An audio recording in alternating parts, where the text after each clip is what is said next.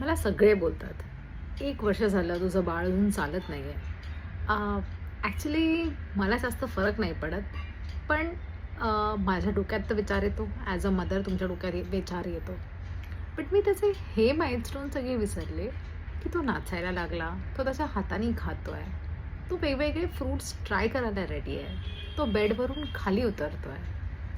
I mean as a mother मी का ती गोष्ट चेस करते आहे, जी इव्हेंच्युअली होणारच आहेत. त्याला दात पण लेट आले होते, तेव्हा पण मला लोक बोलत होते की अरे त्याला दात लेट आले आहेत.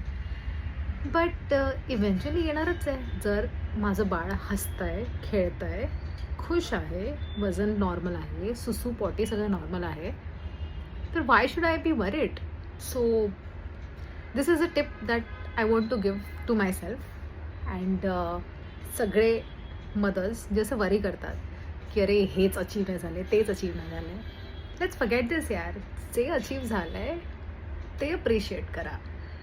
आय मीन बाळाचं एका बेडवरनं खाली उतरणं इज अ बिग माइलस्टोन यार.